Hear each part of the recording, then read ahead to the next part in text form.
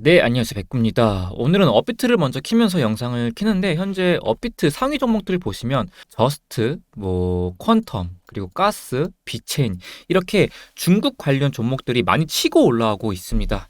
제가 이틀 전 영상을 통해 한번 언급을 드렸지만, 네, 다음 보시는 게 제가 이틀 전에 업로드했던 영상이고요.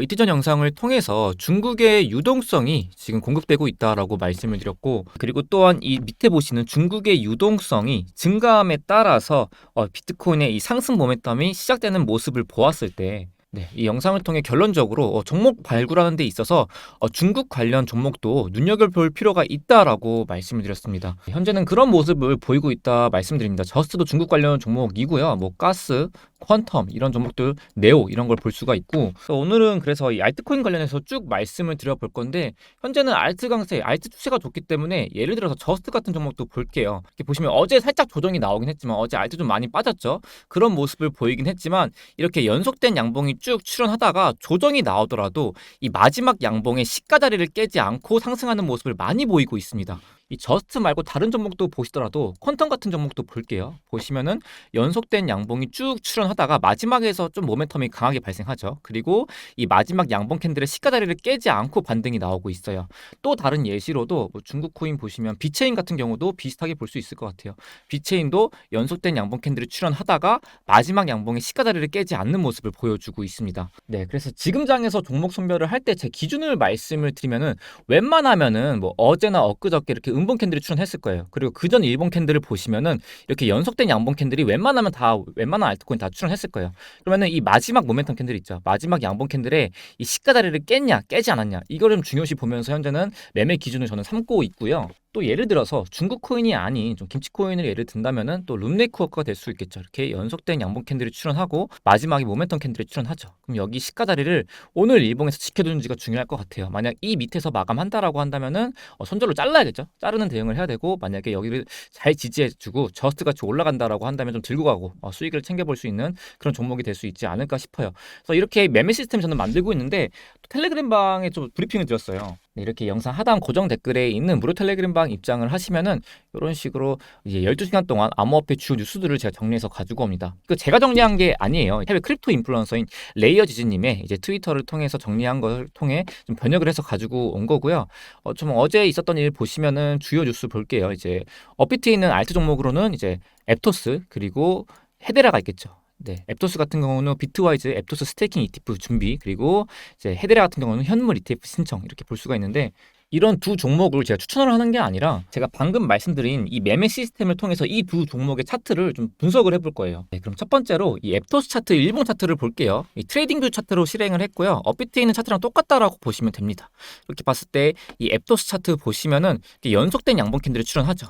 제가 말씀드린 이 매매 시스템을 기용한다라고 한다면은 이 마지막에 또 연속된 양봉에서 큰 상승 모멘텀이 발생을 해요. 그럼 그 기준은 이 시가 자리죠. 이 시가 자리를 깨냐 또는 지지하냐, 이 차이로 이제 추세가 살아있는지 확인할 수가 있다.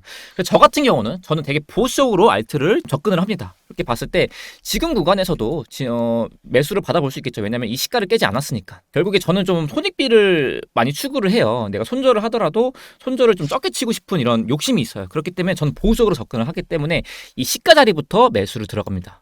대략적으로 15,100원에서 14,460원까지 이 시가 자리부터 이 저가 자리 부분까지, 여기 부분까지 좀 기다리는 매매를 합니다. 근데 물론 지금 구간에서 앱토스 충분히 상승이 나올 수 있어요. 왜냐하면 이 시가 자리를 깨지 않았기 때문에. 이거는 단지 제 스타일의 차이예요. 저는 보수적으로 보는 입장이기 때문에. 그래서 앱토스 차트 같은 경우는 결국에는 이 시가를 깨지 않는 이상, 이 시가 밑에서 일봉 마감을 하지 않은 이상은 추세가 다시 쭉 상승할 가능성이 높은 차트라고 전 보고 있고요. 네, 다음 보시는 건 이제 또 헤데라 일봉 차트로 볼게요. 이제 해당 말씀드린 종목 차트 분석 같은 경우도 어제 텔레그램 방을 통해서 말씀드렸어요. 보시면 여기 네, 이렇게 헤데라 차트 마지막 양봉에 시가 자리를 지켜준다면 상승 추세를 이어나갈 수 있다라고 말씀을 드렸죠. 보시면은 좀 간단히 말씀을 드릴게요. 똑같죠.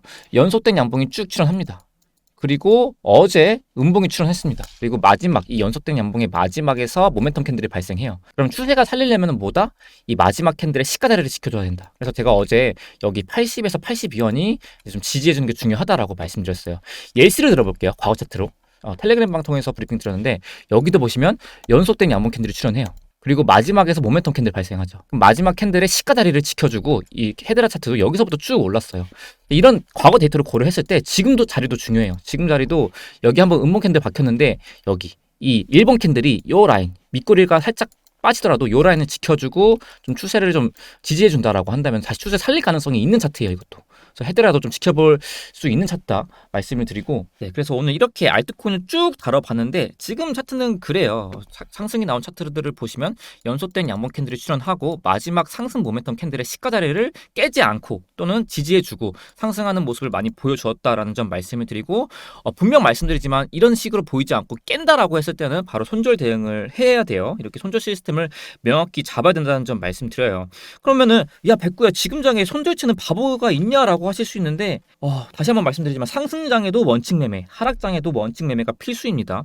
이렇게 손절 안 하는 습관 계속 가지고 가다가 그리고 상승장에 취해 있다가 한번 크게 꺾일 수가 있어요. 이거는 시장 오래 있으신 분들 다 아실 거예요. 지금 장은 뭐 변격적인 상승장 또는 불장 가기 전에 초기 단계라고 보고 좋은 분위기라고 보고 있지만 이게 진짜 어떻게 될지 모르는 게 투자 시장입니다. 그래서 항상 리스크 관리 생각을 하시고 오늘도 성투하시길 바랍니다. 여기까지 뵙고였습니다. 감사합니다.